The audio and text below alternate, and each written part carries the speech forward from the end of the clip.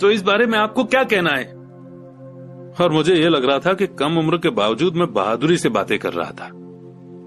आपने मुझसे झूठ बोला, मैंने आपके लिए काम किया और आपने अपना वादा पूरा नहीं किया। आपने मुझे कुछ भी नहीं सिखाया। कौन कहता है कि मैंने तुम्हें कुछ नहीं सिखाया है? मेरे अमीर डैडी ने शांति से कहा। मैंने 3 हफ्ते तक काम किया और इस बीच आपने सिखाना तो दूर रहा, मुझसे कभी बात तक नहीं की। क्या सिखाने का मतलब सिर्फ भाषण या बातचीत ही होता है? और क्या?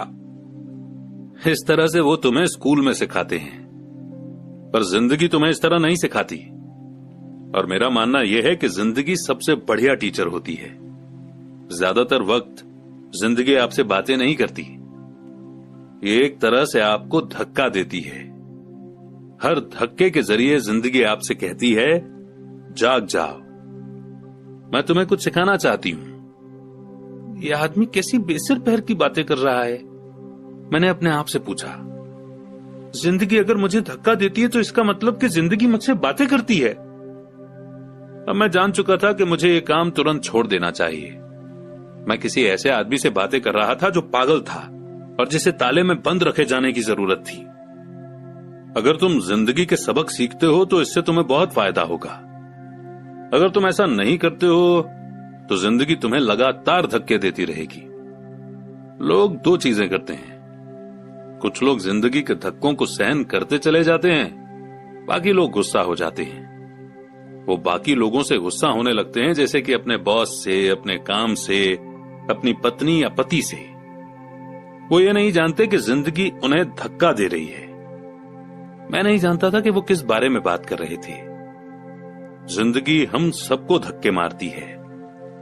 कुछ लोग हार मान लेते हैं, बाकी के लोग लड़ते हैं। कुछ लोग सबक सीख लेते हैं और आगे बढ़ जाते हैं। वे जिंदगी के धक्कों का स्वागत करते हैं। इन गिने चुने लोगों के लिए इसका मतलब यह होता है कि उन्हें कुछ नया सीखना चाहिए। वे सीखते हैं और आगे बढ़ जाते हैं। ज्यादातर लोग छोड़ देते हैं और कुछ लोग तुम्हारी तरह लड़ते भी हैं। अमीर डैडी खड़े हो गए और उन्होंने टूटी फूटी खिड़की को बंद कर दिया। अगर तुम ये सबक सीख लेते हो तो तुम एक समझदार, अमीर और सुखी नौजवान बन सकते हो। अगर तुम ये नहीं सीखते हो तो तुम जिंदगी भर अपनी समस्याओं के लिए अपनी नौकरी, कम सैलरी या अपने बॉस को कोसते रहोगे। तुम हमेशा ऐसे बड़े मौकों की उम्मीद करते रहोगे जो आए और तुम्हारी फाइनेंशियल प्रॉब्लम को सुलझा दें। अमीर डैडी ने मेरी तरफ देखा कि क्या मैं अब भी उनकी बात सुन रहा हूं। उनकी आंखें मेरी आंखों से मिली। हम एक दूसरे की तरफ देखते रहे और हमारी आंखों के बीच बातचीत की धाराएं बहने लगी। आखिर जब मैं उनकी बात का मतलब समझ गया तो मैंने अपनी नजरें झुका ली। मैं जान गया था कि वे सही थे। मैं उन्हें दोषी ठहरा रहा था, जबकि सीखने की जिद मेरी ही थी। मैं फालतू में ही लड़ रहा था। अमीर डैडी ने आगे कहा, अगर आप इस तरह के आदमी हैं जिसमें हिम्मत नहीं है तो आप जिंदगी की हर प्रॉब्लम के सामने हार मान जाओगे। अगर आप इस किस्म के आदमी हैं तो आप जिंदगी भर सुरक्षित खेल खेलते रहोगे, सही चीजें करते रहोगे और किसी ऐसे वक्त का इंतजार करते रहोगे जो आने वाला नहीं है, और फिर आप एक बोरिंग बुढ़े की तरह मर जाएंगे। आपके बहुत से दोस्त होंगे जो आपकी सिर्फ इसलिए तारीफ करेंगे क्योंकि आप एक मेहनती और भले आदमी थे। आपने अपनी जिंदगी सेफ गेम खेलने और सही चीजें करने में गुजार दी। पर सच बात तो यह है कि आपने जिंदगी की प्रॉब्लम्स के सामने घुटने टेक दिए थे। आप रिस्क मोल लेने की कल्पना तक से डरते थे। हकीकत में तो आप जीतना चाहते थे, पर आपके लिए हार का डर जीतने के एक्साइटमेंट से ज्यादा ताकतवर साबित हुआ। अंदर से आप और सिर्फ आप जान पाएंगे कि आपने कभी जीतने की कोशिश ही नहीं की। आपने सुरक्षित खेल खेलने का ऑप्शन चुना। हमारी नजरें एक बार फिर मिली। 10 सेकंड तक हम एक दूसरे की तरफ देखते रहे और एक बार फिर मैंने तभी नजरें हटाई जब मैं उनकी बात का मतलब समझ गया। आप मुझे धक्का दे रहे थे? मैंने पूछा। कुछ लोग ऐसा कह सकते हैं। अमीर डैडी मुस्कुराए।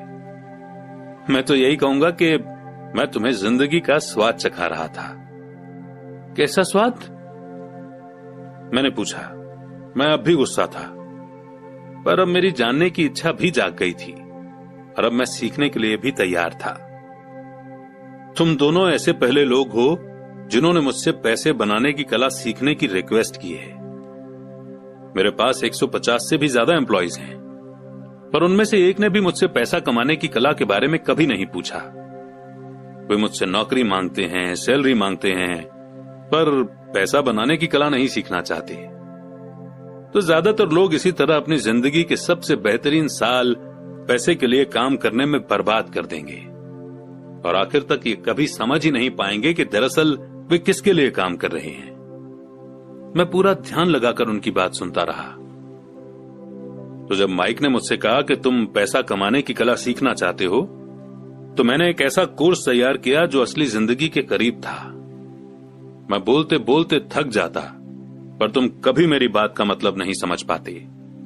इसीलिए मैंने फैसला किया कि तुम्हें जिंदगी के थपेड़ों का स्वाद चखा दिया जाए, ताकि तुम मेरी बात सुन भी सको और समझ भी सको।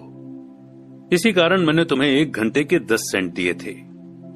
तो 10 सेंट हर घंटे काम करने के बाद मैंने क्या सबक सीखा? यही कि आप घटिया हैं और अपने एम्प्लॉइज का शोषण करते हैं। अमीर डैडी अपनी कुर्सी पर पीछे की तरफ झुकते हुए जोर से हंसने लगे। जब उनकी हंसी बंद हुई तो उन्होंने कहा, अच्छा होगा अगर तुम अपने सोचने का नजरिया बदल लो। मुझे समस्या मत मानो, मुझे दोष देना छोड़ दो। अगर तुम सोचते हो कि तुम्हारी समस्या मैं हूं, तो तुम्हें मुझे बदलना होगा। इसके बजाय अगर तुम्हें यह लगता है कि तुम्हारी समस्या तुम खुद हो, तो तुम खुद को बदल सकते हो, सीख सकते हो और ज्यादा समझदार बन सकते हो। ज्यादातर लोग चाहते हैं कि दुनिया का हर आदमी बदल जाए, बस हम खुद ही ना बदलें। मैं तुम्हें यह बता दूं कि किसी दूसरे को बदलने से ज्यादा आसान यह है कि हम खुद को बदल लें। मैं आपकी बात ठीक से समझ नहीं पाया। अपनी प्रॉब्लम के लिए मुझे दोष देना छोड़ दो, अमीर डैडी ने बेचैन होकर मुझसे कहा। पर आपने मुझे सिर्फ 10 सेंट की ही सैलरी दी, तो तुमने क्या सीखा? अमीर डैडी ने मुस्कुराकर पूछा। यही कि आप घटिया हैं, मैंने शरारत भरी मुस्कान के साथ कहा। अच्छा, तो तुम ये सोचते हो कि प्रॉब्लम मैं हूं? वो तो आप हैं ही। खैर, इसी तरीके से सोचते रहो और तुम जिंदगी भर कुछ नहीं सीख पाओगे। अगर तुम्हारा नजरिया यही है कि समस्या मैं हूं, तो तुम्हारे पास क्या ऑप्शन रह जाते हैं? अगर आप मेरी सैलरी नहीं बढ़ाते या मुझे ज्यादा इज्जत नहीं देते, तो मैं काम छोड़कर चला जाऊंगा। ठीक कहा, और ज्यादातर लोग यही करते हैं। वे काम छोड़कर चले जाते हैं और दूसरी जॉब की तलाश करते हैं, जहां उन्हें बेहतर मौके या ज्यादा अच्छी सैलरी मिले। उन्हें यह गलतफहमी होती है कि नई नौकरी या ज्यादा सैलरी से उनकी प्रॉब्लम सुलझ सकती है, और ज्यादातर मामलों में ऐसा नहीं होता। तो समस्या किस तरह से सुलझ सकती है? 10 सेंट हर घंटे के हिसाब से सैलरी लेकर मुस्कुराते हुए? अमीर डैडी मुस्कुराए। यही बाकी के लोग करते हैं।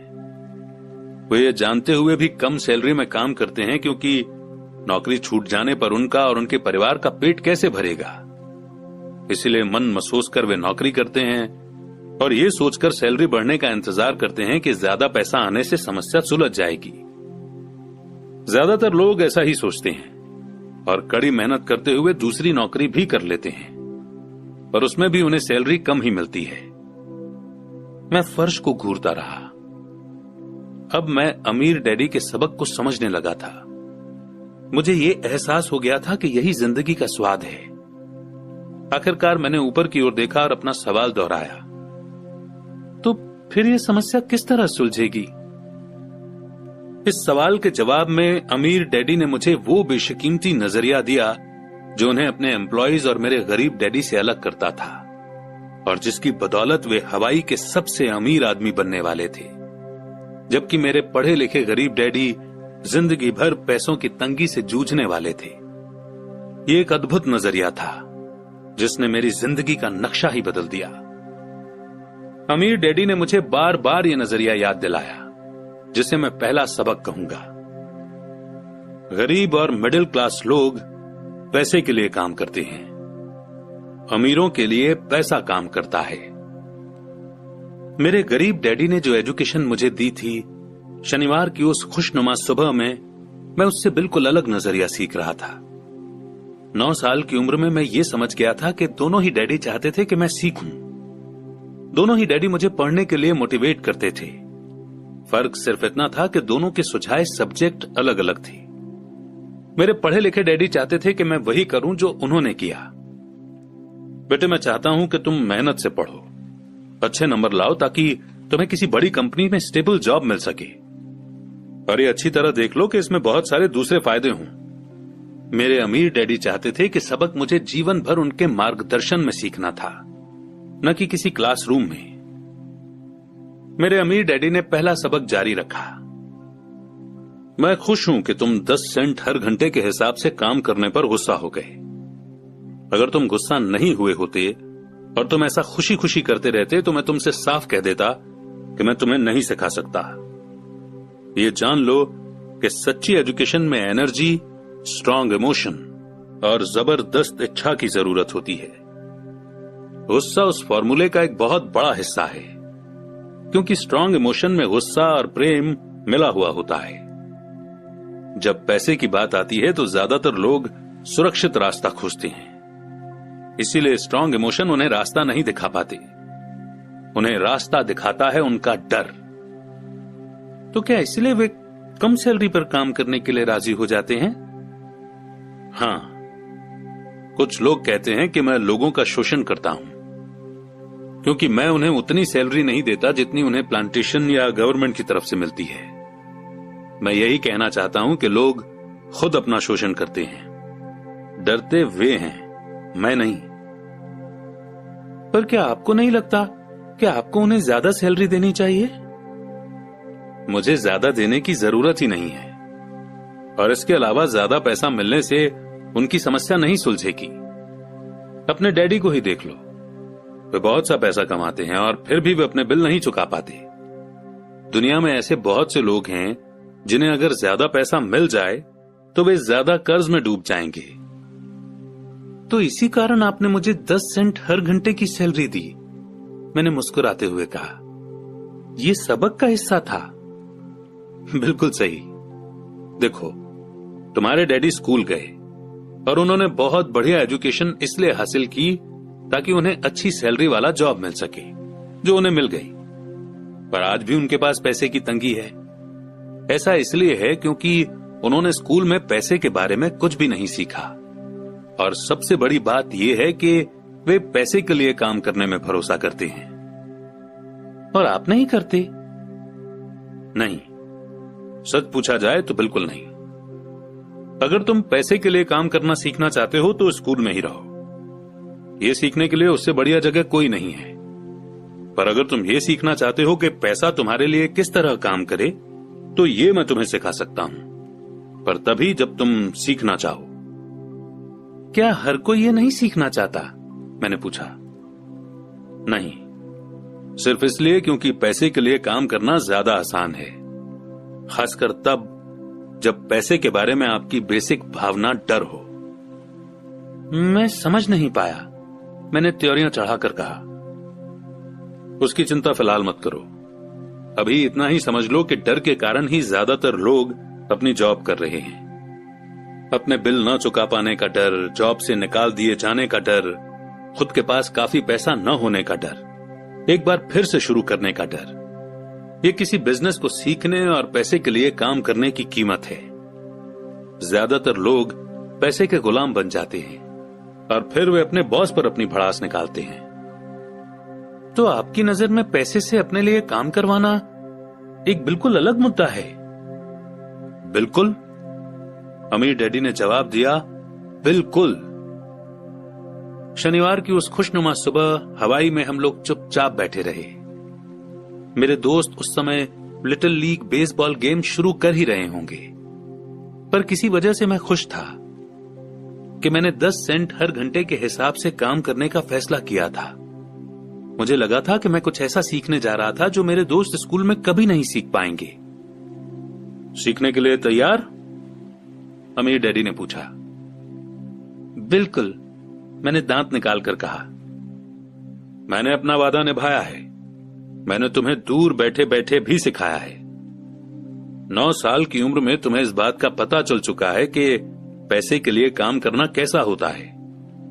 अपने पिछले महीने को 50 सालों से मल्टीप्लाई कर लो और तुम्हें इस बात का अंदाजा हो जाएगा कि ज्यादातर लोगों की जिंदगी किस तरह गुजरती है।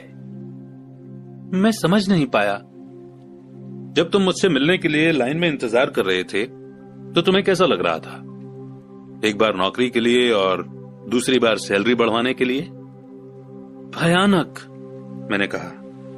और तुम्हें तब कैसा लगा था जब मिसेस मार्टिन ने तुम्हारे हाथ में 3 घंटे के काम के लिए 3 सिक्के थमाए थे? मुझे लगा था ये काफी नहीं है। मुझे लग रहा था कि ये कुछ भी नहीं है। मैं निराश हुआ था। और यही ज्यादातर एम्प्लॉइज को लगता है जब वे अपनी सैलरी के चेक को देखते हैं, खासकर तब जब उससे टैक्स और बाकी कटौतियां कर ली जाती हैं। कम से कम तुम्हें तो पूरी सैलरी मिलती थी, उन्हें तो पूरी सैलरी भी नहीं मिलती। आपका मतलब है कि ज्यादातर एम्प्लॉइज को पूरी सैलरी नहीं मिलती है? मैं हैरान था। नहीं, गवर्नमेंट हमेशा अपना हिस्सा पहले ही ले लेती है। गवर्नमेंट ऐसा कैसे करती है? मैंने पूछा। टैक्स। जब आप कमाते हैं तो आप पर टैक्स लगता है। जब आप खर्च करते हैं तो आप पर टैक्स लगता है। जब आप बचाते हैं तो आप पर टैक्स लगता है। और जब आप मर जाते हैं तो भी आप पर टैक्स लगता है। लोग गवर्नमेंट को ऐसा क्यों करने देते हैं? अमीर लोग ऐसा नहीं करने देते, अमीर डैडी ने मुस्कुराकर कहा। पर गरीब और मिडिल क्लास लोग ऐसा करने देते हैं। मैं दावा करता हूं कि मैं तुम्हारे डैडी से ज्यादा कमाता हूं, पर वे ज्यादा टैक्स चुकाते हैं। ये कैसे संभव है? मैंने पूछा। 9 साल का बच्चा इस अजीब आंकड़े को नहीं समझ पा रहा था। कोई आदमी गवर्नमेंट को ऐसा करने की इजाजत कैसे दे सकता है? अमीर डैडी चुपचाप बैठे रहे। मैं समझ गया कि वे चाहते थे कि मैं सुनूं, न कि उनसे फालतू के सवाल करूं। आखिर मैं शांत हो गया। जो मैंने सुना था वो मुझे अच्छा नहीं लगा था। मैं जानता था कि मेरे डैडी हमेशा टैक्स का रोना रोते रहते थे, पर दरअसल इस बारे में वो कुछ भी नहीं कर पाते थे। क्या जिंदगी उन्हें धक्का दे रही थी? अमीर डैडी मेरी तरफ देखते हुए अपनी कुर्सी में धीमे धीमे और खामोशी से हिलने लगे। सीखने के लिए तैयार? उन्होंने पूछा। मैंने अपना सिर धीमे से हिलाया। जैसा मैंने कहा, सीखने के लिए बहुत कुछ है। पैसे से अपने लिए काम कैसे करवाया जाए, ये जिंदगी भर चलने वाली पढ़ाई है। ज्यादातर लोग 4 साल के लिए कॉलेज जाते हैं और उनकी पढ़ाई पूरी हो जाती है। मैं पहले से ही जानता हूं कि मेरी पैसों से जुड़ी हुई पढ़ाई जीवन भर चलेगी, और इसकी वजह यह है कि मैं जितना ज्यादा जान लेता हूं उससे भी ज्यादा जानने की मेरी इच्छा बढ़ती चली जाती है। ज्यादातर लोग इस सब्जेक्ट को कभी नहीं पढ़ते। वे नौकरी पर जाते हैं, अपनी सैलरी लेते हैं, अपनी चेकबुक को बैलेंस करते हैं और बात खत्म हो जाती है। इसके बाद भी उन्हें अचरज होता है कि उनके जीवन में पैसे की समस्याएं क्यों हैं। फिर वे सोचते हैं कि ज्यादा पैसों से उनकी समस्या हल हो जाएगी। बहुत कम लोगों को यह एहसास होता है कि असली समस्या पैसों से जुड़ी एजुकेशन या नॉलेज की है। तो मेरे डैडी को टैक्स की समस्या इसलिए है क्योंकि उनमें पैसों की समझ नहीं है? मैंने बेचैन होकर पूछा। देखो, पैसे से अपने लिए काम कैसे करवाया जाए, टैक्स तो उस एजुकेशन का सिर्फ एक हिस्सा है। आज तो मैं सिर्फ ये देखना चाहता था कि तुम में अब भी पैसे के बारे में सीखने की गहरी इच्छा बची है या नहीं। ज्यादातर लोगों में सीखने की गहरी इच्छा नहीं होती। वे स्कूल जाना चाहते हैं, कोई बिजनेस सीखना चाहते हैं, अपनी नौकरी में मजे करना चाहते हैं और ढेर सारा पैसा कमाना चाहते हैं। एक दिन वे तब जागते हैं जब उनके सामने पैसे की समस्या आ जाती है, और तब वे काम करना बंद नहीं कर सकते। पैसे के लिए काम करने की यही कीमत होती है, और उन्हें यह कीमत चुकानी ही पड़ती है। अगर वे पैसे से अपने लिए काम करवाना सीख लेते तो उनके सामने यह समस्या कभी नहीं आती। तो तुम में अब भी सीखने की, जानने की इच्छा है? अमीर डैडी ने पूछा। मैंने हामी में सिर हिलाया। अच्छा, अब काम पर वापस जाओ और इस बार मैं तुम्हें बिल्कुल सैलरी नहीं दूंगा। क्या? मैंने हैरान होकर पूछा। तुमने सही सुना है, सैलरी बंद। तुम हर शनिवार 3 घंटे उसी तरह काम करोगे, पर इस बार तुम्हें 10 सेंट हर घंटे के हिसाब से सैलरी नहीं मिलेगी। तुम्ही ने तो कहा कि तुम पैसे के लिए काम करना नहीं सीखना चाहते, इसलिए मैं बदले में तुम्हें कुछ भी नहीं दूंगा। मुझे अपने सुने हुए शब्दों पर भरोसा नहीं हो रहा था। मैंने माइक से पहले ही बात कर ली है, वो पहले से ही काम कर रहा है, मुफ्त में डिब्बों की सफाई कर रहा है और उन्हें करीने से जमा रहा है। अब तुम भी जल्दी से जाकर काम में जुट जाओ। ये ठीक नहीं है, मैं चिल्लाया। आपको कुछ न कुछ सैलरी तो देनी चाहिए। तुमने कहा था कि तुम सीखना चाहते हो। अगर तुम इस बात को अभी नहीं सीख पाओगे तो तुम भी उन्हीं 2 औरतों और बूढ़े आदमी की तरह बन जाओगे जो मेरे लिविंग रूम में बैठे थे। ये लोग पैसे के लिए काम करते हैं और डरते हैं कि मैं उन्हें नौकरी से न निकाल दूं। या तुम अपने डैडी की तरह बन जाओगे जो पैसा तो बहुत कमाते हैं पर गले तक कर्ज में डूबे रहते हैं। शायद उन्हें यह उम्मीद रहती है कि ज्यादा पैसे से उनकी समस्या सुलझ जाएगी। अगर तुम यही चाहते हो तो मैं एक बार फिर 10 सेंट के अपने पुराने वादे पर लौटने के लिए तैयार हूं। या तुम वो कर सकते हो जो ज्यादातर लोग करते हैं, इस बारे में शिकायत करो कि सैलरी बहुत कम है और तुम ये नौकरी छोड़कर दूसरी नौकरी की तलाश शुरू कर दो। मेरी समझ में नहीं आ रहा है कि मैं क्या करूं, मैंने पूछा। अमीर डैडी ने अपने सिर पर उंगली रखी। इसका इस्तेमाल करो। अगर तुम इसका सही इस्तेमाल करोगे तो तुम मुझे जल्द ही इस बात के लिए धन्यवाद दोगे कि मैंने तुम्हें मौका दिया और एक दिन तुम बहुत अमीर आदमी बन जाओगे। मैं वहां यह सोचते हुए खड़ा था कि मुझे कितना घटिया ऑप्शन दिया जा रहा है। मैं यहां अपनी सैलरी बढ़वाने आया था और अब मुझे मुफ्त में काम करने के लिए कहा जा रहा है। अमीर डैडी ने एक बार फिर अपनी उंगली को सिर पर रखा और कहा कि इसका इस्तेमाल करो। अब यहां से जाओ और अपने काम में जुट जाओ। तो सबक 1, अमीर लोग पैसे के लिए काम नहीं करते। मैंने अपने गरीब डैडी को यह नहीं बताया कि अब मैं मुफ्त में काम कर रहा हूं। उन्हें यह समझ में नहीं आता। मैं उन्हें इसकी वजह ठीक से इसलिए नहीं समझा सकता था क्योंकि मैं खुद भी इसे ठीक से नहीं समझ पाया था। अगले 3 हफ्ते माइक और मैं 3 घंटे तक हर शनिवार को काम करते रहे, मुफ्त में। काम बहुत परेशानी वाला नहीं था और वक्त गुजरने के साथ साथ ये ज्यादा आसान होता जा रहा था। मुझे अफसोस था तो बस अपने छूटे हुए बेसबॉल गेम्स और कॉमिक्स का। अब मैं उनका मजा नहीं ले सकता था। तीसरे हफ्ते दोपहर में अमीर डैडी आए। हमने उनके ट्रक के पार्किंग में आने की आवाज सुनी। वे स्टोर में घुसे और उन्होंने मिसेस मार्टिन को गले लगाकर हेलो कहा। स्टोर में क्या चल रहा है ये जानने के बाद वे आइसक्रीम फ्रीजर के पास गए, उसमें से 2 आइसक्रीम निकाली, उनका दाम चुकाया और इसके बाद मेरी और माइक की तरफ इशारा करके कहा, चलो घूमने चलते हैं। हम सड़क के पार गए, कुछ कारों को चकमा दिया और एक बड़े घास के मैदान में टहलने लगे जहां कुछ बड़े लोग सॉफ्ट बॉल खेल रहे थे। दूर की पिकनिक टेबल पर बैठकर उन्होंने माइक और मुझे आइसक्रीम दी। कैसा चल रहा है? बढ़िया, माइक ने कहा। मैंने सहमति में सिर हिलाया। कुछ और सीखा? अमीर डैडी ने पूछा। माइक और मैंने एक दूसरे की तरफ देखा, अपने कंधे उचकाए और अपने सिर को नामे एक साथ हिलाया। और अब जो हम सबक सीखने वाले थे वो ये था, जिंदगी के सबसे बड़े जाल से बचना। अच्छा ये होगा कि तुम बचपन से ही ये सोचना शुरू कर दो। तुम अब जिंदगी के सबसे बड़े सबक को देख रहे हो। अगर तुम इस सबक को सीख लेते हो तो तुम बहुत ज्यादा आजादी और सुरक्षा भरी जिंदगी का सुख ले सकते हो।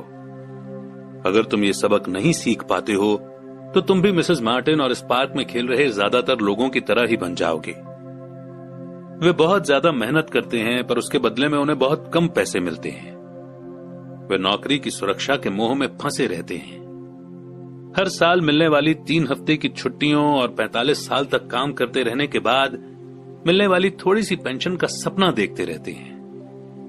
अगर इस तरह की जिंदगी जीने में तुम्हें सुख मिलता है तो मैं तुम्हारी सैलरी बढ़ाकर 25 सेंट हर घंटा कर सकता हूं। पर ये लोग अच्छे लोग हैं और मेहनती भी हैं, फिर आप उनका मजाक क्यों उड़ा रहे हैं? मैंने पूछा। अमीर डैडी के चेहरे पर मुस्कान आ गई। मिसेस मार्टिन मेरे लिए मेरी मां जैसी हैं। मैं इतना कठोर नहीं हो सकता कि उनका मजाक उड़ाऊं। ये कठोर लगता जरूर है क्योंकि मैं तुम दोनों के सामने सिचुएशन साफ करना चाहता हूं, और वो भी आसान शब्दों में। मैं तुम्हारे नजरिए को बड़ा करना चाहता हूं ताकि तुम कुछ आगे भी देख सको, दूर तक देख सको। ज्यादातर लोगों को आगे देखने का फायदा कई बार सिर्फ इसलिए नहीं मिलता क्योंकि उनके देखने का दायरा बहुत छोटा होता है। ज्यादातर लोग जिस जाल में फंसे हुए हैं वे उसे देख ही नहीं पाते। माइक और मैं वहां पर सोचते हुए बैठे रहे क्योंकि हम उनकी बातों का मतलब पूरी तरह से नहीं समझ सके थे। उनकी बातें सुनने में कठोर और कड़वी लग रही थी, पर हम ये भी जानते थे कि वे हमें कुछ सिखाने की काफी कोशिश कर रहे थे। मुस्कुराहट के साथ अमीर डैडी ने कहा, क्या 25 सेंट हर घंटे का ऑफर अच्छा नहीं लगा? क्या इससे दिल की धड़कन तेज नहीं हुई? मैंने अपना सिर ना में हिलाया, जबकि असल में ऐसा ही हुआ था। 1 घंटे काम के बदले 25 सेंट मेरे हिसाब से बहुत बढ़िया सौदा था। अच्छा, मैं तुम्हें 1 घंटे के $1 दूंगा, अमीर डैडी ने शरारत भरी मुस्कान के साथ कहा। अब मेरा दिल तूफान मेल की तरह दौड़ रहा था। मेरा दिमाग चीख चीख कर कह रहा था कि इनकी बात मान लो, मान लो। मुझे अपने कानों पर भरोसा नहीं हो रहा था, पर फिर भी मैं चुप रहा। अच्छा, $2 हर घंटे के?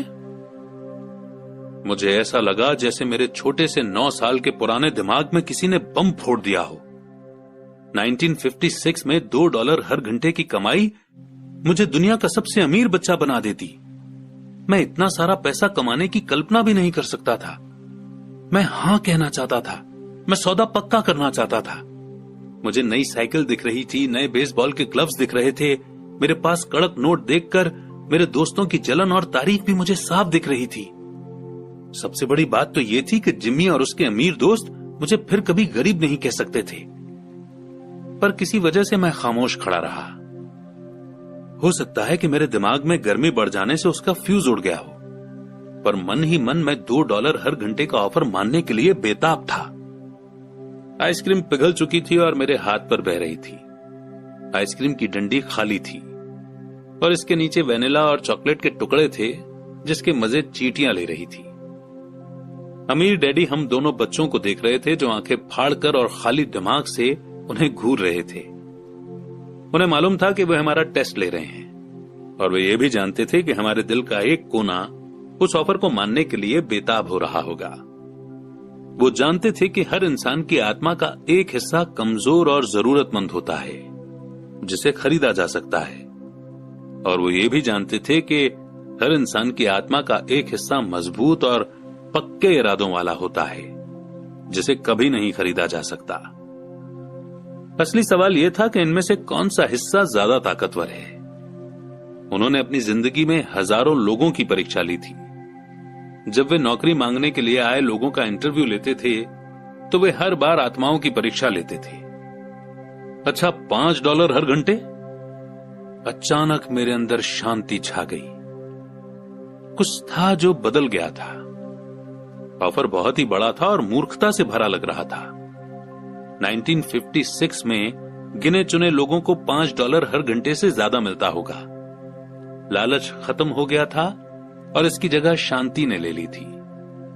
धीमे से मैं अपनी बाईं तरफ खड़े माइक की तरफ मुड़ा। उसने भी मेरी तरफ देखा। मेरी आत्मा का जो हिस्सा कमजोर और जरूरतमंद था वो खामोश हो चुका था। मेरा वो हिस्सा जिसे खरीदा नहीं जा सकता था वो आगे आ चुका था। मेरे दिमाग और आत्मा में पैसे को लेकर हुई इस जंग में शांति और विश्वास जीत चुके थे। मैं जानता था कि माइक भी उसी बिंदु पर पहुंच चुका होगा। अच्छा, ज्यादातर लोगों की एक कीमत होती है और उनकी कीमत इसलिए होती है क्योंकि हम सभी में 2 भावनाएं होती हैं, डर और लालच। पहले तो पैसे के बिना रहने के डर से हमें कड़ी मेहनत करने की प्रेरणा मिलती है। इसके बाद जब हमें सैलरी मिलती है तो हमें लालच या इच्छा की भावना जाग जाती है। पैसा होने पर हम उन बढ़िया चीजों के बारे में सोचने पर मजबूर हो जाते हैं जो उस पैसे से खरीदी जा सकती हैं। इस तरह हमारी जिंदगी का एक पैटर्न बन जाता है। किस तरह का पैटर्न? मैंने पूछा। सुबह जागने, काम पर जाने, खर्च करने, सुबह जागने, काम पर जाने, खर्च करने। लोगों की जिंदगी हमेशा डर और लालच, इन्हीं दो भावनाओं से चलती है। उन्हें अगर ज्यादा पैसा दे भी दें तो वे इस पैटर्न पर चलकर अपना खर्च बढ़ा लेंगे। इसी पैटर्न को मैं चूहा दौड़ यानी कि रैट रेस कहता हूं। क्या कोई दूसरा रास्ता भी है? माइक ने पूछा। हां, अमीर डैडी ने धीमे से कहा, पर इसे बहुत कम लोग खोज पाते हैं। और वो रास्ता क्या है? माइक ने पूछा। उसी रास्ते को तुम लोग काम करते हुए और मेरे साथ सीखते हुए खोज लोगे। मैं यही उम्मीद करता हूं। इसी कारण मैंने तुम्हें पैसे देना बंद कर दिया है। पर इस बारे में कोई हिंट तो दीजिए, माइक ने कहा। हम लोग मेहनत से काम करते करते थक चुके हैं, खासकर तब जब इसके बदले में हमें कुछ नहीं मिल रहा है। पहला कदम तो यह है कि तुम लोग सच बोलो, अमीर डैडी ने कहा। हम लोग झूठ नहीं बोल रहे हैं, मैंने कहा। मैंने कब कहा कि तुम लोग झूठ बोल रहे हो? मैं तो ये कह रहा हूं कि सच्ची बात कह देनी चाहिए, अमीर डैडी ने जवाब दिया। किस बारे में? मैंने पूछा। इस बारे में कि तुम लोगों को कैसा लग रहा है। तुम्हें ये किसी और से कहने की जरूरत नहीं है, सिर्फ अपने आप से सच बोलो। आपके कहने का मतलब यह है कि इस पार्क में मौजूद आपके लिए काम करने वाले लोग, मिसेस मार्टिन, ये सब लोग ऐसा नहीं करते? मुझे ऐसा ही लगता है। इसके बजाय उन्हें हमेशा पैसा नहीं होने का डर सताता रहता है। उस डर का सामना करने के बजाय, सोचने के बजाय ये लोग सिर्फ रिएक्ट करते रहते हैं। इस दौरान वे दिल से काम लेते हैं, दिमाग से नहीं। अमीर डैडी ने अपने सिर पर उंगली ठोकते हुए कहा। फिर उनके हाथ में कुछ पैसे आ जाते हैं और उनमें खुशी, इच्छा और लालच की भावनाएं जाग जाती हैं। और एक बार फिर वे दिमाग से सोचने के बजाय दिल से काम करने लगते हैं।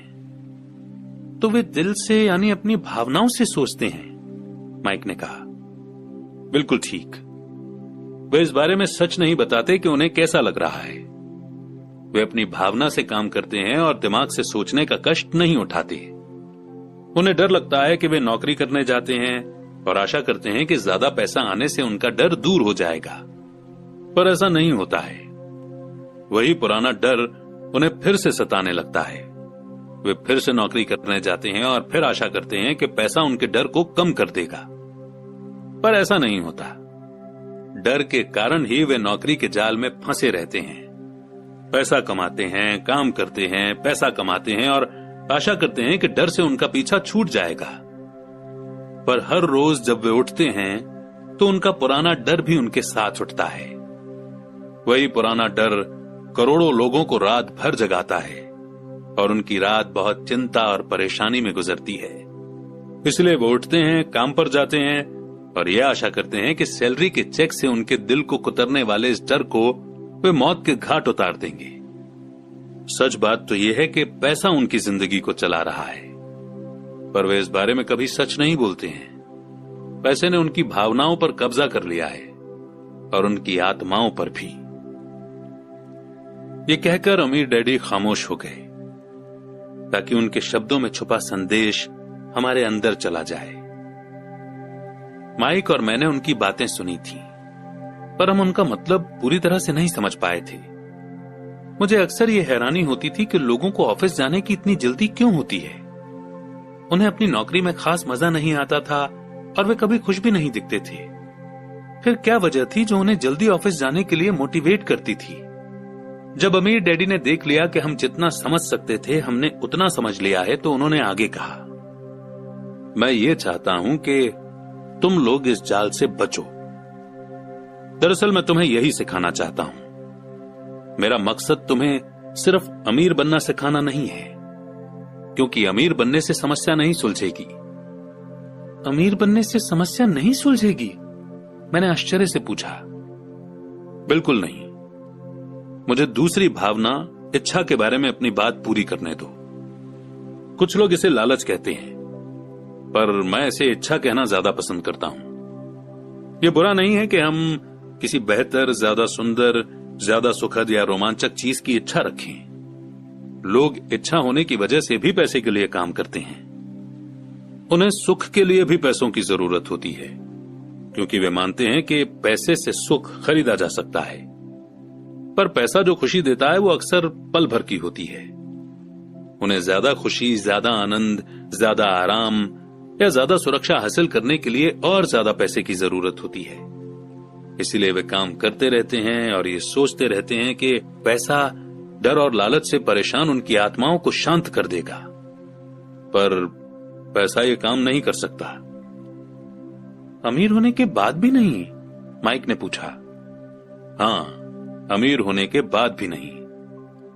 दरअसल बहुत से अमीर लोग इच्छा के कारण नहीं, बल्कि डर के कारण अमीर होते हैं। वे सचमुच सोचते हैं कि दौलत हो तो पैसे न होने का डर, गरीब होने का डर खत्म हो जाता है। इसीलिए वे ढेर सारी दौलत जमा कर लेते हैं और तब जाकर उन्हें पता चलता है कि उनका डर और भी बढ़ गया है।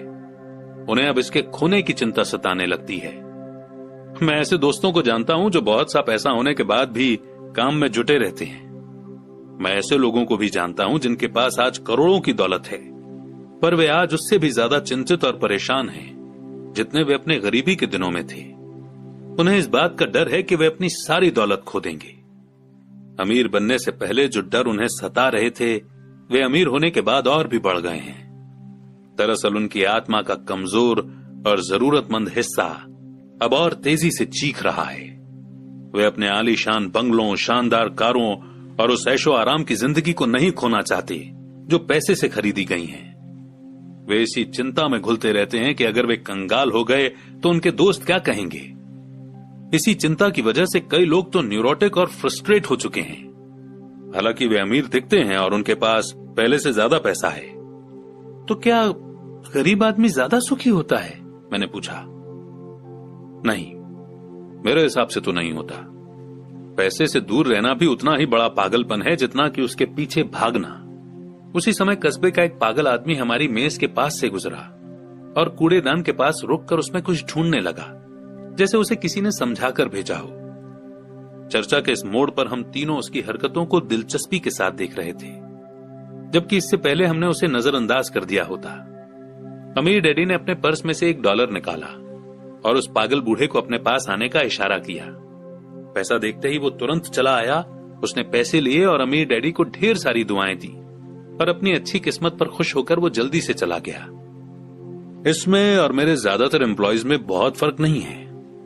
मैं ऐसे बहुत से लोगों से मिला हूं जो कहते हैं, अरे मुझे पैसे में कोई रुचि नहीं है, फिर भी वे हर रोज 8 घंटे की नौकरी पर जाते हैं। ये तो सच्चाई को नकारना है। अगर उन्हें पैसे में रुचि नहीं है तो वे नौकरी पर क्यों जाते हैं? इस तरह की सोच पागलपन की सोच है। उस कंजूसी भरी सोच से भी ज्यादा पागलपन की जिसमें कोई आदमी पैसे पर कुंडली मारकर बैठ जाता है। जब मैं वहां अपने अमीर डैडी की बात सुन रहा था तब मेरे दिमाग में यह ख्याल आ रहा था कि मेरे गरीब डैडी 1000 बार ये कह चुके थे कि मुझे पैसों में कोई रुचि नहीं है। वे ऐसा अक्सर कहा करते थे। वे खुद की असली भावनाओं को छुपाने के लिए हमेशा ये भी कहा करते थे कि मैं इसलिए काम करता हूं क्योंकि मुझे अपना काम बहुत पसंद है। तो हमें क्या करना चाहिए? यही कि हम पैसे के लिए काम नहीं करें जब तक कि हमारे मन से डर और लालच की भावनाएं पूरी तरह से न निकल जाएं। नहीं, उसमें तो बहुत सा समय बर्बाद हो जाएगा। भावनाओं के कारण ही तो हम इंसान हैं। इन्हीं के कारण हमारी हस्ती है। भावना शब्द का मतलब है चलायमान ऊर्जा, यानी कि मूविंग एनर्जी। अपनी भावनाओं के बारे में ईमानदार रहो। अपने दिमाग और अपनी भावनाओं का इस्तेमाल अपने सपोर्ट में करो, न कि अपने विरोध में, यानी कि न कि अपने अगेंस्ट। आहा, माइक ने कहा। अगर तुम्हें मेरी बात समझ में नहीं आई हो तो इस बारे में चिंता मत करो। आगे आने वाले सालों में तुम्हें इसका मतलब समझ में आ जाएगा। अपनी भावनाओं पर रिएक्ट करने के बजाय उन्हें एनालाइज करने की कोशिश करो। ज्यादातर लोग ये नहीं जानते कि वे अपने दिमाग से सोचने के बजाय अपने दिल की भावनाओं से सोचते हैं। आपकी भावनाएं तो आपकी रहेंगी ही, पर आपको अपने दिमाग से सोचना भी आना चाहिए, क्योंकि दिमाग को सोचने के लिए ही बनाया गया है। क्या आप मुझे इसका कोई एग्जाम्पल दे सकते हैं? मैंने पूछा। क्यों नहीं? जब कोई आदमी ये कहता है कि मुझे नौकरी खोजने की जरूरत है, तो इस बात की बहुत संभावना है कि उसकी भावनाएं फैसला कर रही हैं। इस विचार का असली कारण है पैसा न होने का डर। पर अपनी जिंदगी चलाने के लिए लोगों को पैसे की जरूरत तो पड़ती ही है, मैंने कहा। बिल्कुल पड़ती है। अमीर डैडी मुस्कुराए। मैं सिर्फ ये कह रहा हूं कि उनके डर के कारण उनके मन में ये विचार आता है। मैं समझ नहीं पाया, माइक ने कहा। अगर आपके मन में पैसे की कमी का डर जाग जाए तो तुरंत नौकरी के लिए दौड़ मत लगाइए, ताकि कुछ रुपयों के सहारे उस डर को मार दिया जाए। इसके बजाय खुद से ये सवाल पूछिए, क्या लंबे समय में इस डर का सबसे बढ़िया इलाज नौकरी है? मेरे ख्याल से इसका जवाब नहीं में होता है, खासकर जब आप किसी आदमी की पूरी जिंदगी को देखते हैं। नौकरी लॉन्ग टर्म प्रॉब्लम का शॉर्ट टर्म सॉल्यूशन है। पर मेरे डैडी हमेशा कहा करते हैं, स्कूल में पढ़ो, अच्छे नंबर लाओ, ताकि तुम्हें एक सुरक्षित और अच्छी नौकरी मिल सके। मैंने हड़बड़ी में बोल ही दिया, हाँ, मैं समझ सकता हूं कि वे ऐसा क्यों कहते हैं। अमीर डैडी ने मुस्कुराकर कहा, ज्यादातर लोग ऐसी ही सलाह देते हैं और ज्यादातर लोगों के लिए